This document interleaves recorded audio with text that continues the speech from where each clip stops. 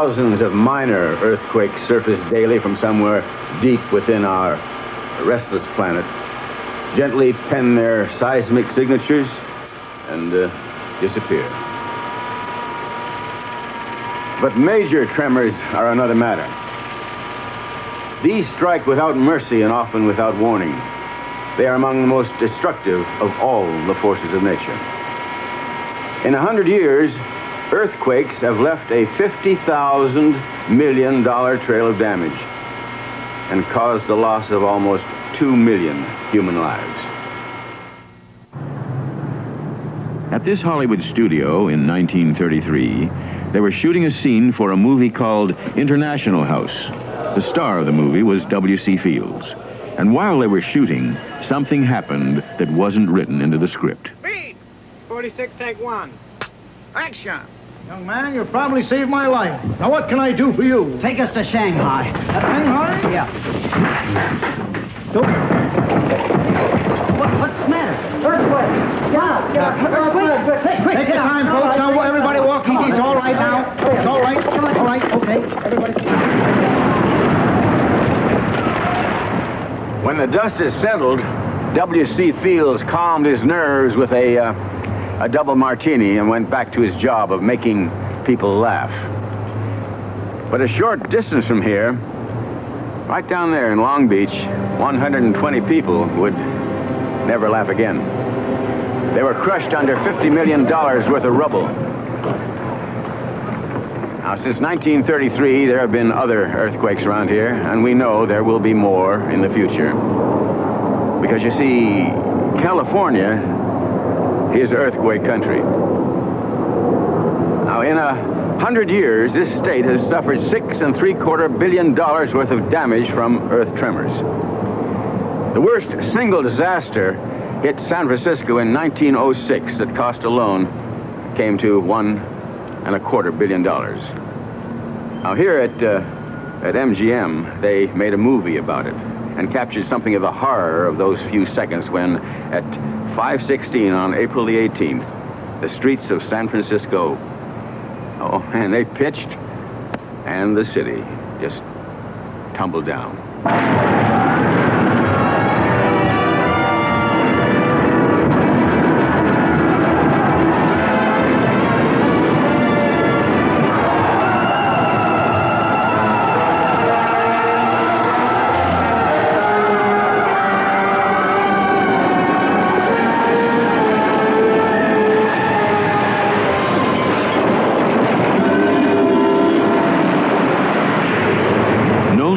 Camera could have filmed such scenes, but they did record the nightmare that followed.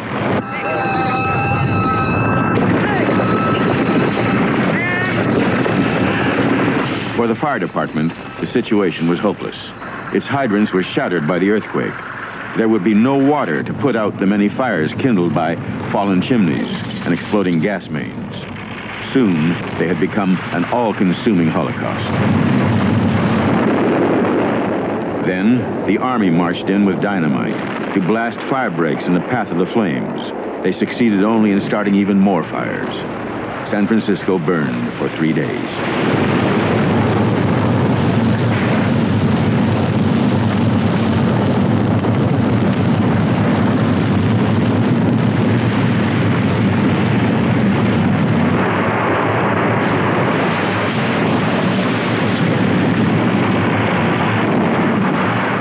Before the bricks had cooled, people returned to gaze on the remains of 30,000 buildings. Nearly 500,000 people lived in San Francisco, yet only 500 had been killed. One was the fire chief, Danny Sullivan. He had always warned that the water mains would go in a major earthquake, but city officials refused to listen. You see, there was no percentage in water mains. Now this was the payoff.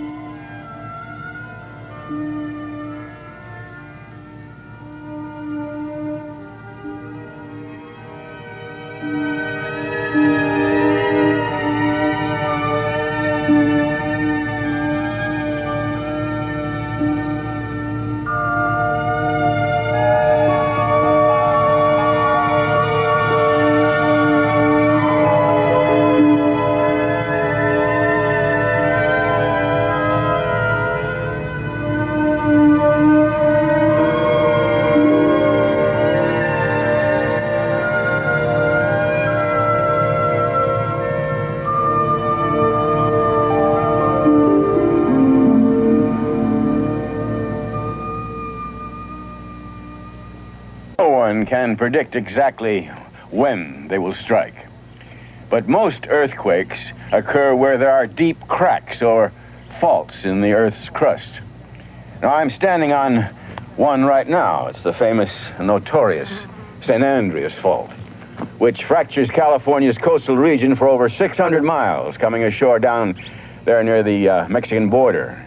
It comes north, past Los Angeles, through there towards San Francisco and beyond, before disappearing once again beneath the sea. Now, these fault lines occur when two of the many vast plates of crustal rock that roam the Earth come together and collide. Where they rub against each other, the edges can get locked together in places, and motivating forces deep within our planet drives them on. And when the strain becomes too great, the rock snaps and the ground just vibrates, and you have what we call an earthquake. Now, in 1906, the destruction of San Francisco began with a rapid movement along parts of the San Andreas Fault of up to 20 feet. Incidentally, Los Angeles, which stands along this side of the fault, is moving toward San Francisco on that side at about 2 inches a year. So if we hang around here for about 10 million years, the Golden Gate Bridge should end up somewhere over there.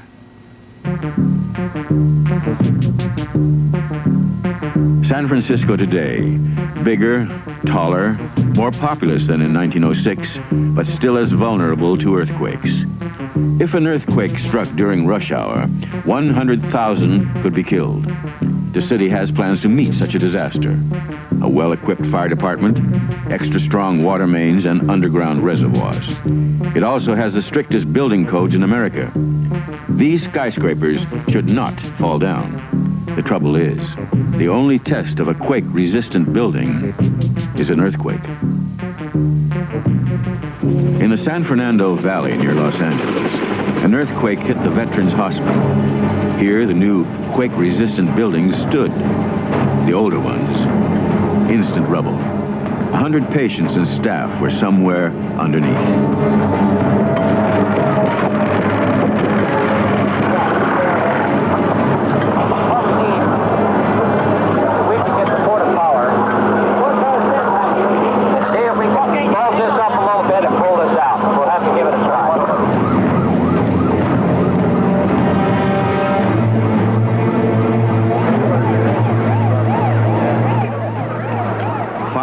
Away, part of the Van Norman Dam had collapsed.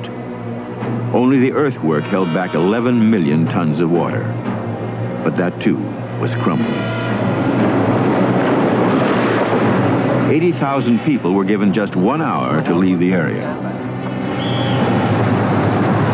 But first, they had to find a way out on a freeway that wasn't destroyed. Traffic on the Golden State Freeway, northbound and southbound, Roxford to a point 2 miles south, is dangerous due to major damage.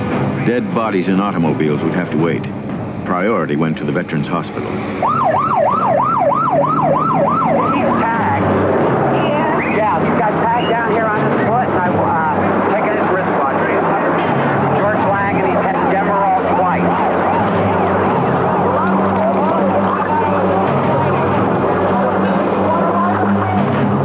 45 of the victims were beyond human help. But every now and then they came across a miracle. Hey, we got a live one. Now wait, let me relax back there a minute, and now I'll get my leg out of the way, okay? That's an awful nice leg right now.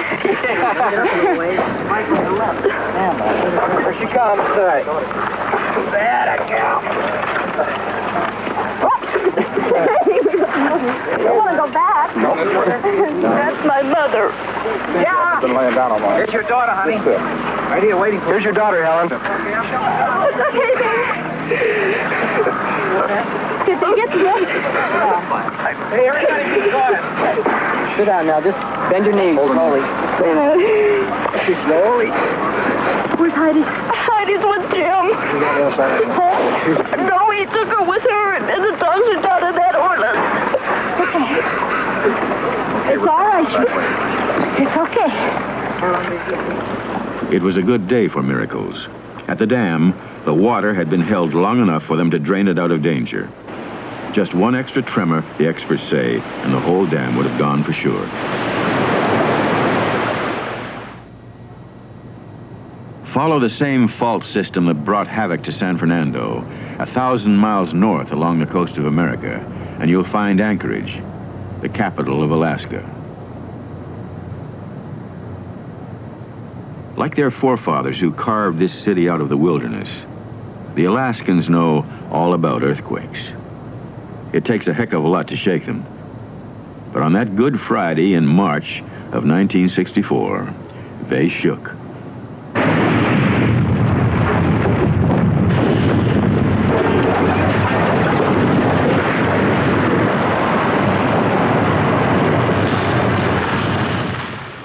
I thought this was the end of the world. Whatever the end of the world was going to be like, this must be it. The street itself was moving like waves on the ocean. They were constantly, and you could look down the street and see these giant waves. And I kept thinking to myself, concrete can't do that, but it did it. Anchorage had been visited by shock waves from the most violent earthquake ever recorded in America.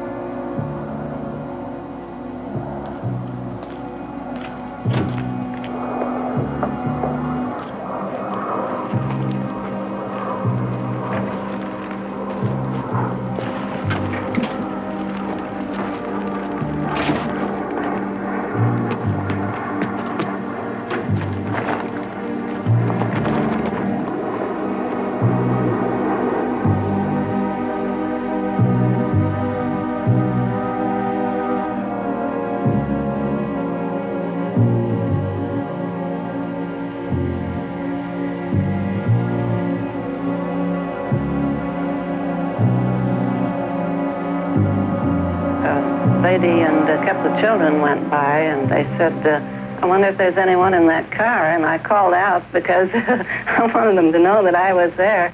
And they said that they were sure that help would be right along.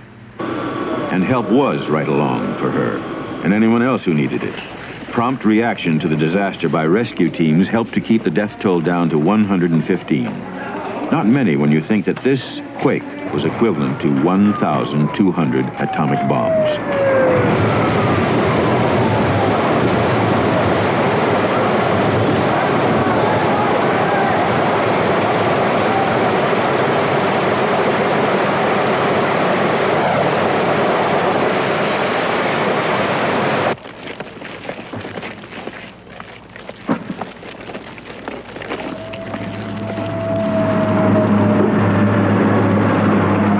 Anchorage had its share of casualties, but the exclusive residential area of Turnagain was the worst hit. I was just about to drive into our driveway when this started. I didn't know what it was. I thought perhaps it was an atomic bomb. It was a terrible vibration. Trees started coming down, telephone poles, and our driveway just flowed out into the sea. I tried to get out of the car, and at that point, the car and I started going up into the air, vibrating and shaking all the way up to about 30 feet. From there, I viewed the rest of Turnagain, and I thought, well, this is an amazing thing that I'm going up when everything else is going down and flowing out into the ocean. The walls of the house started slamming back and forth, buckling. Our fireplace was beginning to collapse in the living room. I tried to open the front door, and the door was pinched, and you couldn't pull the door open. So I put my foot against it, and then I grabbed the knob, and I pushed out, and finally the door gave, and I ran out in the front yard.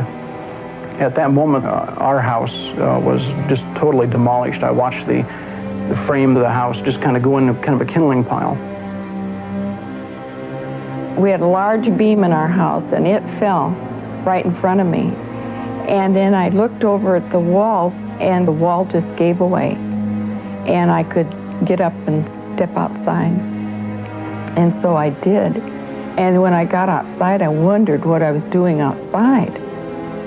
Because all along the bluff, as far as I could see, were these deep, deep furrows, like a giant plow had just gone through. And then I saw a helicopter coming, and I had all these curlers in my hair. So, being a woman, I took all the curlers out and I just dropped them and fluffed my hair out, and they just pulled me up into the helicopter. When you see trees like a platoon of soldiers moving without tilting even, you just get so you can't believe what you're looking at.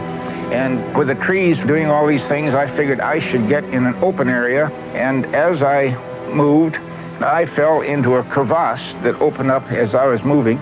And then instead of the earth closing up, the earth kept opening up until I was in a deep ravine with lots of daylight and everything rolling in on me. All kinds of dirt, big balls like boulders of frozen dirt rolling around, and all sorts of things coming at you. There was even barbed wire and piping and all sorts of things that you don't know where it came from. I remember seeing a mailbox somewhere along the line. Everything was mixed up. And after the thing was over and I was alone here in utter desolation, then you begin to wonder, am I going to be the Mr. Atom, the one man left? Is the whole world gone?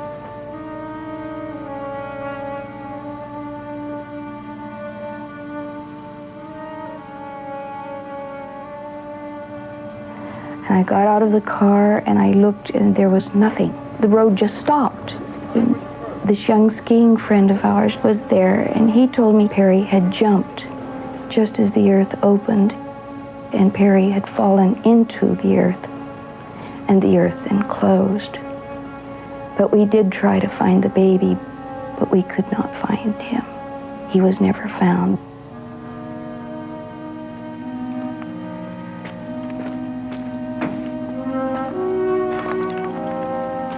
The damage from this earthquake came to $750 million, 100 times as much as it cost to buy the whole of Alaska from the Russians a century before. But what are statistics to those who have lost their homes and their loved ones?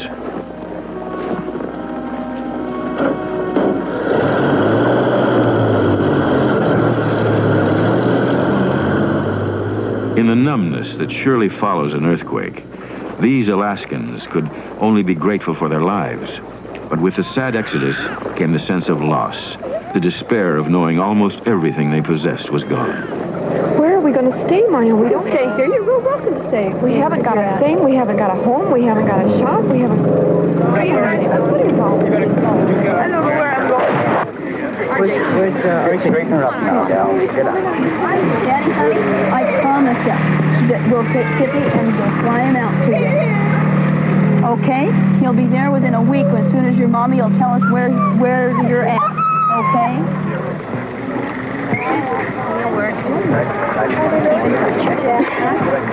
Now don't cry. You're facing a nice trip. Hey, Roy.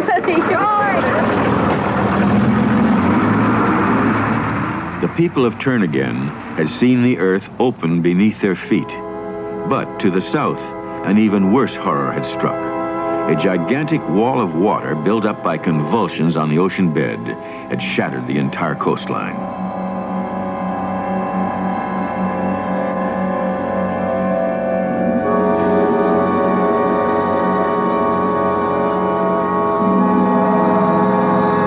The monstrous wave destroyed everything afloat, with one incredible exception.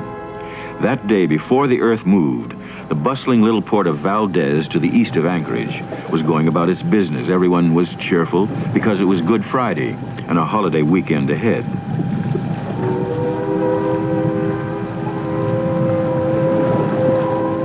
In the harbor, the steamship Chena was unloading the last of her cargo.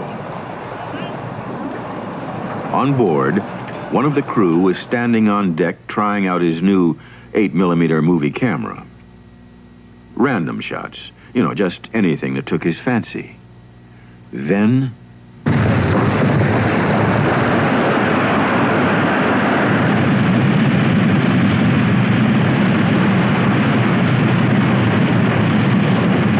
on the Chena, the sailor somehow managed to keep the camera rolling as the harbor floor caved in.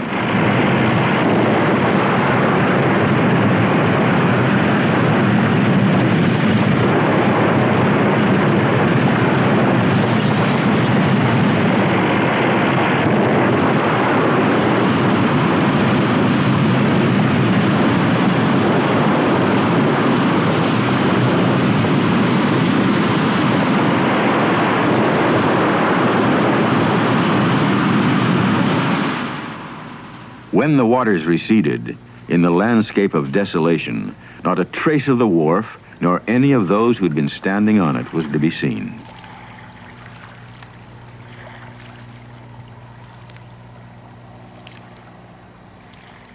And the Chena? Pitched and tossed like a rubber duck, she hit the harbor floor 3 times. Then she was hoisted back out to sea by the returning wave and her captain's unbelievable skill. In Japan, where earthquakes are almost a way of life, they did succeed in 1966 in predicting and actually filming an earthquake in the town of Matsushiro. Now, this was the first time a camera had been set up in anticipation of the event. But it's not such a breakthrough as all that, because around that time, Matsushiro was getting hundreds of tremors a day.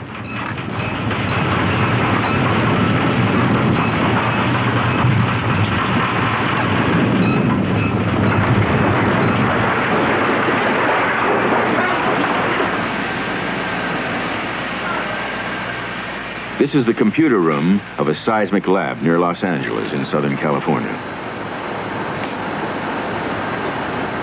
You know, some 550 million people around the world are living with the risk of earthquakes. And research into their prediction has taken on a new urgency in America, Russia, and Japan. In 1975 and 1976, the Chinese were fortunate enough to be able to evacuate towns before Havoc struck and saved many lives. But unfortunately, they missed the big one, and an estimated 750,000 people perished. Now, some scientists believe that accurate predictions will be possible within 10 years. But knowledge of impending disaster is obviously, well, it's not enough. We must also have well-organized civil defense departments, shake-resistant buildings, populations prepared to cooperate when earthquake warnings are given, and officials bold enough to issue those warnings. For in a democratic country like America, if deaths occurred during a panic-stricken evacuation which had been triggered by a false alarm, the legal consequences could be, well, enormous. But whatever he does, man will never completely conquer the earthquake menace. But in the future, we can hope at least to see them relegated to the lower league of natural hazards.